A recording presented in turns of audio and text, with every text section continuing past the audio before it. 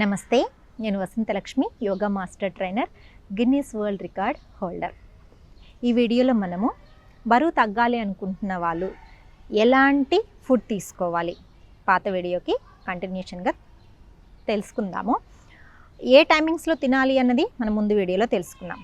మనం early morning 8 o'clockకి food తినడం మొదలు పెడితే 6 o'clockకి స్టాప్ చేసేసేయాలి. సూర్యుడితో పాటు తినాలి, సూర్యుడు ఉన్నప్పుడే తినాలి అని తెలుసుకున్నాం కదా. ఇలా తినడం వల్ల చాలా హెల్త్ బెనిఫిట్స్ ఉంటాయి.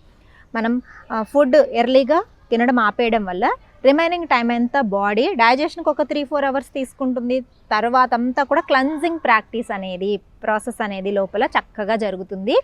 వేస్ట్ అంతా బయటికి వెళ్ళడము, ఫ్యాట్ లాస్ ప్రాసెస్ అంతా కూడా బాడీ తనకు తానే చక్కగా చేసుకోగలుగుతుంది. ఆ టైమింగ్ అనేది మనము ఇవ్వవలసి ఉంటుంది.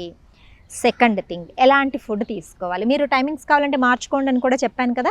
8 కావాలంటే 10 AM చేసుకొని దాన్ని, అంటే ఆఫీస్ టైమింగ్స్ని బట్టి మీరు 10 hours తింటాను, మిగతా రిమైనింగ్ 14 hours అనేది నేను ఫాస్ట్లో ఉంటాను, ఏమి తినను, ఫాస్టింగ్ అంటే ఏమి తినను అని బాడీని మైండ్ని ప్రిపేర్ చేసుకున్నారంటే మీరు అక్కడే ఫస్ట్ స్టెప్లోనే విన్నింగ్ అనేది సాధిస్తారు. బరువు పెరగరు, ఖచ్చితంగా బరువు తగ్గడం అనేది స్టార్ట్ అవుతుంది.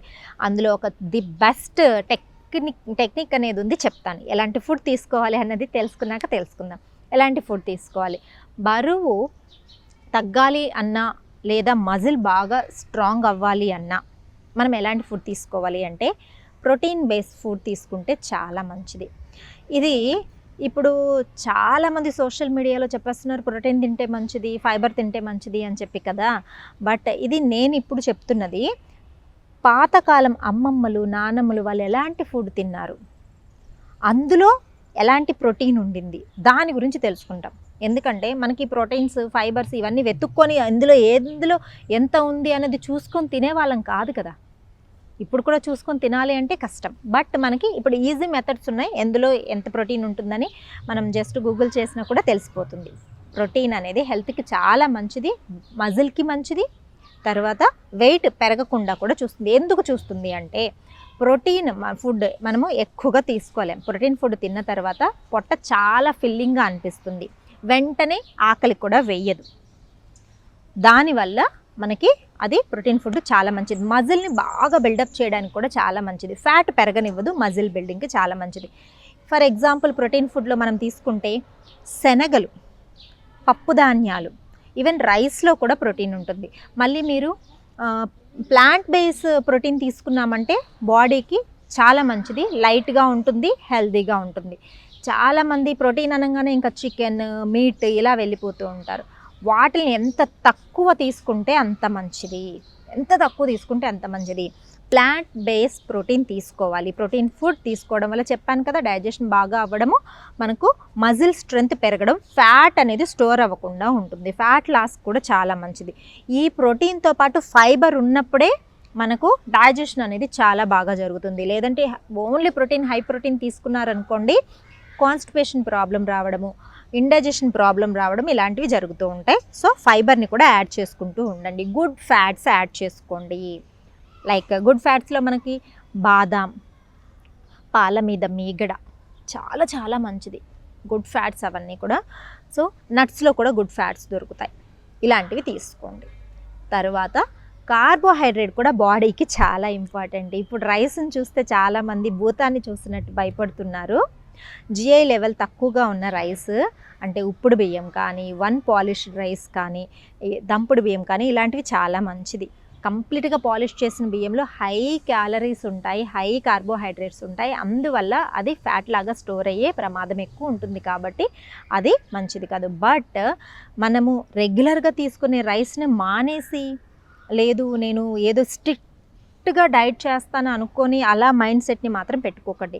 రైస్ తింటూనే కూడా చక్కగా బరువు తగ్గొచ్చు. అంటే మన యాక్టివిటీ ఎలా ఉండాలి అంటే తిన్న తర్వాత కూర్చున్న చోటే ఉండిపోకూడదు. అలా చేసాము అంటే ఖచ్చితంగా మనము బరువు పెరుగుతూనే పోతాం.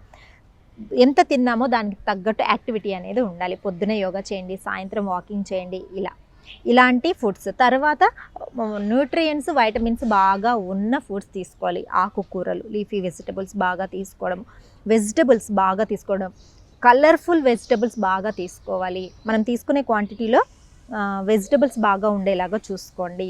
కొన్ని నట్స్లో మనకు యాంటీ ఆక్సిడెంట్స్ చాలా బాగా ఉంటాయి, అలాంటివి తీసుకోండి. లైక్ ఫ్లాక్ సీడ్స్ తీసుకున్నారంటే ఒమేగా 3 ఫ్యాటీ యాసిడ్స్ ఉంటాయి, అది బాడీలో ఫ్యాట్ని బాగా కరిగిస్తుంది. ఇలా ఫుడ్స్ని ప్లాన్ చేసుకొని, అంటే హెల్తీ ఫుడ్స్. నేను ముందే చెప్పాను, అసలు మన అమ్మమ్మకి కానీ నానమ్మకి కానీ ఎవరికైనా ఫోన్ చేసి ఈ ఫుడ్ నీకు తెలుసా అని అడగాలి. వాళ్ళకి తెలుసు అని చెప్తే ఆ ఫుడ్ తీసుకోండి. మనకెందుకండి వాళ్ళకి తెలియని ఫుడ్స్, కొత్త కొత్త ఫుడ్స్ అని మనకెందుకు?